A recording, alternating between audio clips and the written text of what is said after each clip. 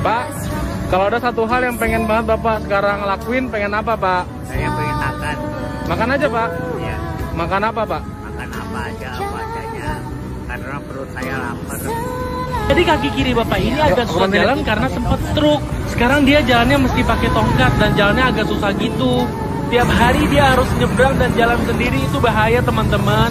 Ternyata Bapak ini hanya minta makan soto ayam. Tadinya gue menawarkan restoran, tapi kata bapaknya dia hanya mau soto ayam ini. Hal ini mengajarkan gue bahwa kemewahan tidak selalu berarti. Terkadang hal kecil lah yang berarti bagi yang membutuhkan. Ini juga buat pegangan Bapak ntar malam buat makan. Ya, terima kasih Mas. Ya. Saya udah mau minta-minta. Cuma kalau saya dikasih rezeki sama orang, kita terima. Bapak Ibu, saudara-saudari yang terkasih dalam Kristus, berkat dalam. Tema pertemuan APP ke-5 kali ini membagikan kepada semua orang sesuai dengan keperluannya. Kita nanti diajak merencanakan aksi dan mewujudkan harapan. Agar pertemuan kita berjalan lancar dan diberkati, marilah kita membuat tanda kemenangan kita dalam nama Bapa dan Putra dan Roh Kudus. Amin. Rahmat Tuhan kita Yesus Kristus, cinta kasih Allah, dan persekutuan Roh Kudus beserta kita sekarang dan selama-lamanya. Bapak, Ibu, saudara-saudari yang terkasih, tadi malam tidak sengaja saya melihat video singkat di TikTok yang berisi tayangan yang bagi saya sangat miris. Intinya begini, dalam video TikTok tersebut, tampak seorang pria hendak berbagi makanan ke orang-orang di jalan dengan menggunakan mobil. Makanan yang sudah dibungkus plastik masing-masing itu diletakkan di bangku samping pengemudi. Pria ini lantas menghentikan mobilnya di samping tukang becak. Kemudian bungkusan nasi langsung diberikan kepada tukang becak tersebut. Kemudian tiba-tiba orang lain datang dan meminta bungkusan makanan tersebut. Pria lain itu pun memberikan, pria yang membagi itu juga memberikan kepada yang datang tersebut. Kemudian sejumlah orang terus berdatangan, bahkan ada yang sampai berlari menghampiri pria yang membagi-bagikan makanan di dalam mobilnya. Mereka dengan cepat mengambil makanan, bahkan sampai yang berebut. Suasana mulai tidak kondusif, bahkan ada yang mengambil lebih dari satu makanan. Pria ini pun mulai berusaha mengendalikan kondisi yang semakin brutal. Bagaimana akhir dari tayangan tersebut, terus terang saya tidak mampu untuk melanjutkannya dan mematikan video tersebut.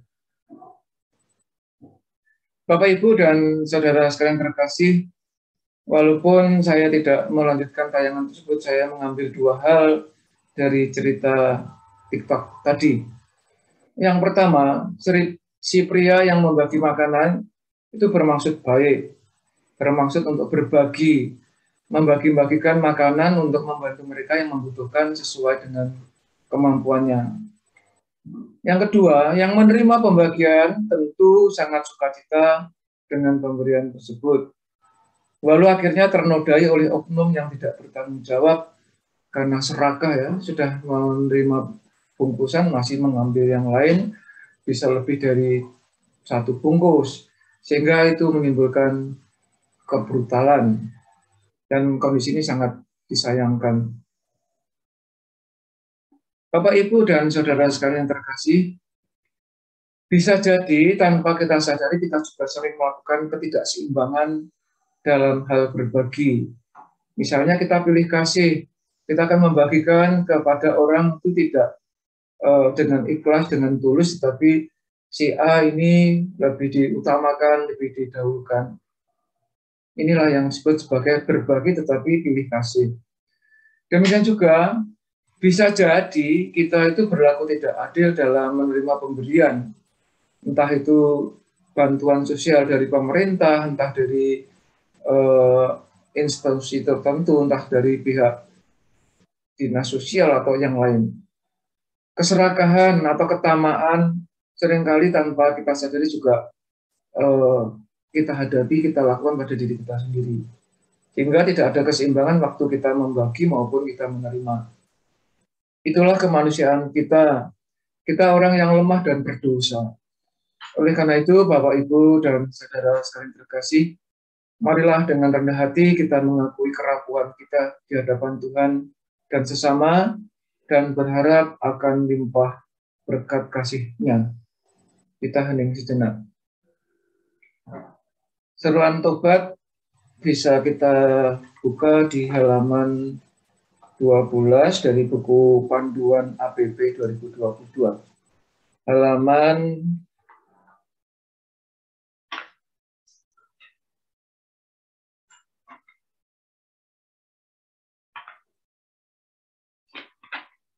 28.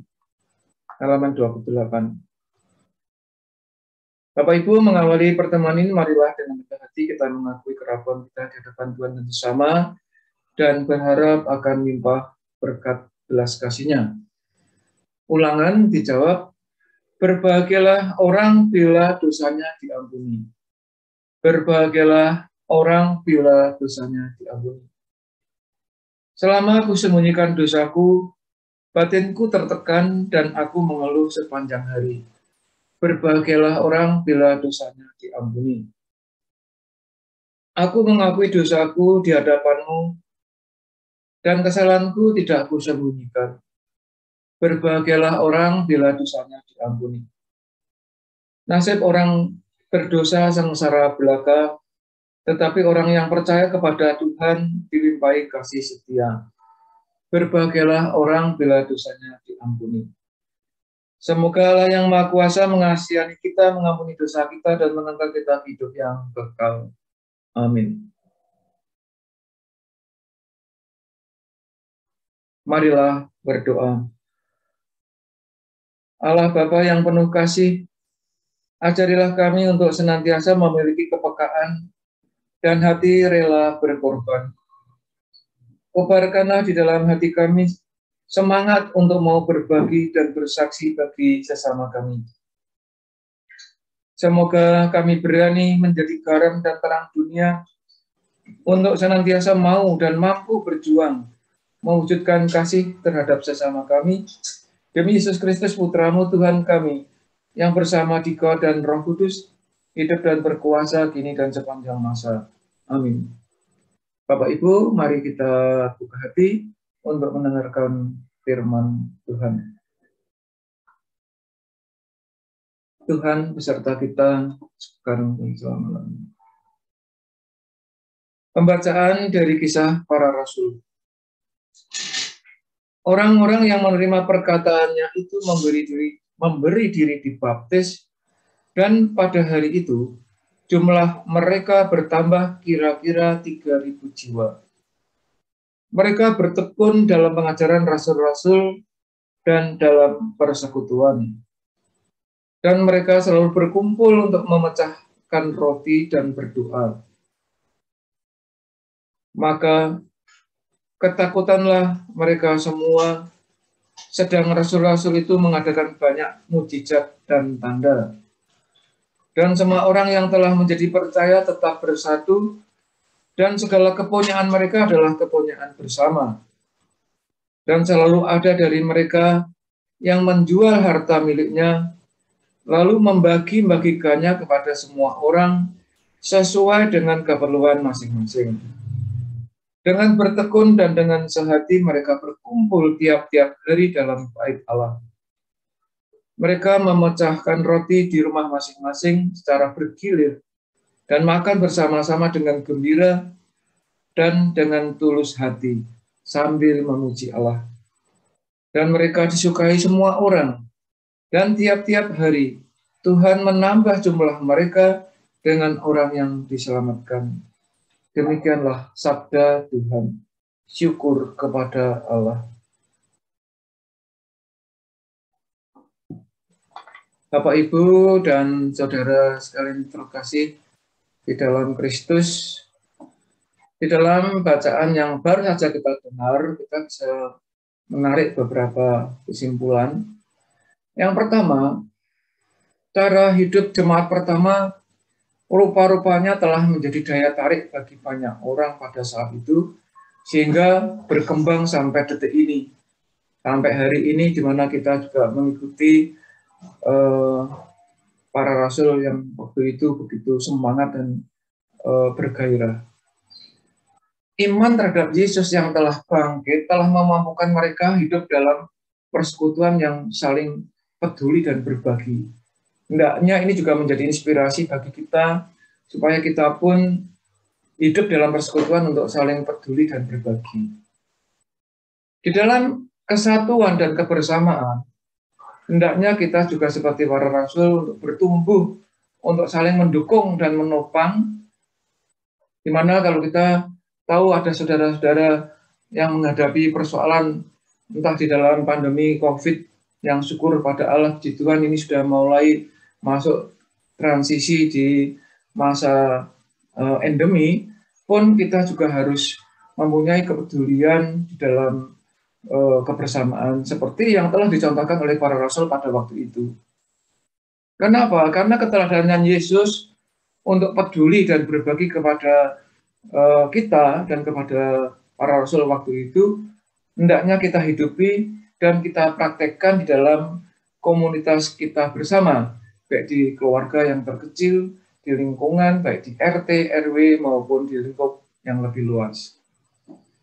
Bapak, Ibu, dan saudara sekalian yang terkasih, yang kedua, di era adaptasi, peralihan dari pandemi COVID-19 menuju ke endemi, di mana kita hendaknya juga mencontoh cara hidup para jemaat pertama, para rasul saat itu, untuk menjadi tantangan sekaligus ujian kemanusiaan bagi kita saat ini. Kita diajak untuk menghayati cara hidup pribadi dan bersama untuk mau peduli dan berbagi sebagai karunia dan kesempatan untuk berkarya bagi Tuhan dan sesama kita. Karena cara hidup jemaat pertama adalah undangan kemanusiaan bagi kita yang masih berjuang di dunia ini. Ajakan untuk terlibat, untuk berbela rasa dan berpengharapan kepada mereka yang berkekurangan. Tentu bela rasa dan juga keterlibatan kita masing-masing dari pribadi-pribadi kita mempunyai cara dan juga variasi yang berbeda. Tidak harus berbagi dalam hal-hal yang berkaitan dengan kebendaan, kehartaan. Kalau toh memang ada, ya apa salahnya? Dan itu baik, tidak salah, itu baik. Namun demikian harus ada kerelaan dan keikhlasan. Tidak awal, tidak hitungan atau istilahnya ya milah-milih ya, tapi harus adil, merata. Dan yang ketiga, Bapak Ibu, di dalam pertemuan APP yang terakhir ini, yang kelima ini, kita diajak merenung apakah kita telah berbagi terhadap sesama yang terdekat. Apakah tetangga, teman, bisa jadi tetangga atau teman itu justru menunggu menanti tindakan berbagi dari kita. Namun karena adat dan kebiasaan budaya kita Riko Bokewo, mereka tidak bisa untuk melontarkan dalam kalimat dan kata. Kita hendaknya refleksi, apakah di lingkungan sekitar kita, di RT, RW, maupun di lingkup yang terkecil sekalipun, memerlukan tindakan berbagi dari kita. Itu dituntut kepekaan. Tapi Bapak Ibu, dengan terang Roh Kudus kita yakin dan percaya kita pasti akan bisa untuk menangkap sinyal-sinyal yang ada di sekitar kita. Bapak Ibu dan saudara sekalian terkasih, bagaimana di tengah masa pandemi ini kita dapat menghadirkan wajah Allah yang penuh kasih, dengan semakin mengasihi dan semakin terlibat di tengah masyarakat kita. Aksi nyata apa yang bisa kita lakukan untuk menolong sesama kita yang terdampak dari pandemi COVID-19 ini? Pastilah kita masing-masing mempunyai cara yang spesifik dan unik untuk ikut serta menyalurkan berkatnya. Untuk itu, marilah Bapak Ibu kita teguhkan upaya dan usaha kita agar kehadiran kerajaan Allah benar kita rasakan, terutama bagi saudara-saudara kita yang membutuhkan uluran tangan kita, membutuhkan kepedulian kita di dalam masa pandemi ini, dengan berdoa seperti doa yang diajarkan oleh Tuhan Yesus kepada kita sendiri. Bapa kami yang ada di surga, dimuliakanlah namamu, datanglah kerajaanmu, jadilah kehendak-Mu di atas bumi seperti di dalam surga. Berilah kami rezeki pada hari ini, dan ampunilah kesalahan kami, seperti kami pun mengampuni yang bersalah kepada kami. Dan janganlah masukkan kami ke dalam pencobaan, tetapi bebaskanlah kami dari yang jahat. Amin. Marilah berdoa. Allah Bapa yang penuh kasih, kami bersyukur atas berkat dan limpah kasih-Mu. Semoga di masa Prapaskah ini kami dapat lebih sungguh mengutamakan pertobatan diri agar pantas menyambut karya penebusan-Mu. Bantulah kami untuk senantiasa memiliki kepekaan dan rela berkorban untuk senantiasa mau peduli dan berbagi kepada saudara-saudari kami yang berkekurangan. Ajarilah kami untuk mau dan mampu berbuat nyata, berbagi dan bersaksi bagi sesama kami lewat segala upaya bersama kami, demi Yesus Kristus Tuhan dan Pengantar kami yang hidup dan berkuasa, Allah sepanjang segala masa. Amin. Demikian Bapak Ibu, renungan APP yang kelima ini telah selesai dan sekaligus kita mengakhiri masa Prapaskah ini, di mana minggu depan kita sudah masuki Minggu Palma. Semoga pertemuan-pertemuan di dalam APP tahun 2022 ini, baik di dalam pertemuan pertama, kedua, ketiga, keempat, dan pertemuan yang terakhir ini, semakin meneguhkan iman kita supaya kita layak untuk menyambut Paskah dengan sukacita. Sekarang kita mohon berkat Tuhan. Kita hening sejenak. Semoga upaya-upaya kita dan segala langkah aksi nyata yang kita lakukan terhadap sesama kita yang membutuhkan senantiasa dilindungi dan diberkati oleh Allah yang Maha Kuasa, dalam nama Bapa dan Putra dan Roh Kudus. Amin. Dengan demikian, ibadat dan renungan APP yang kelima telah selesai. Marilah kita senantiasa hidup dalam rahmat Tuhan. Amin.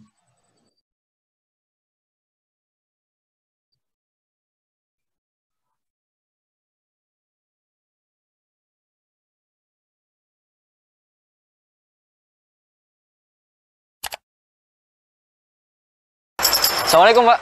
Ya. Dari mana, Pak? Dari mana? Sulawesi. Oh, Sulawesi.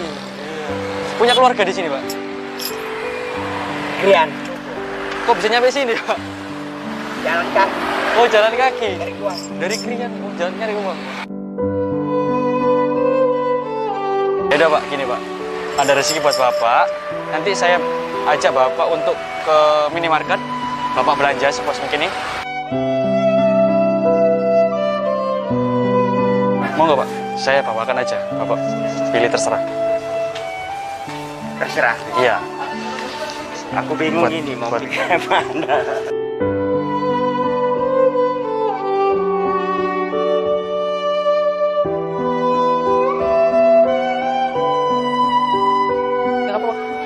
Nggak apa-apa, serah.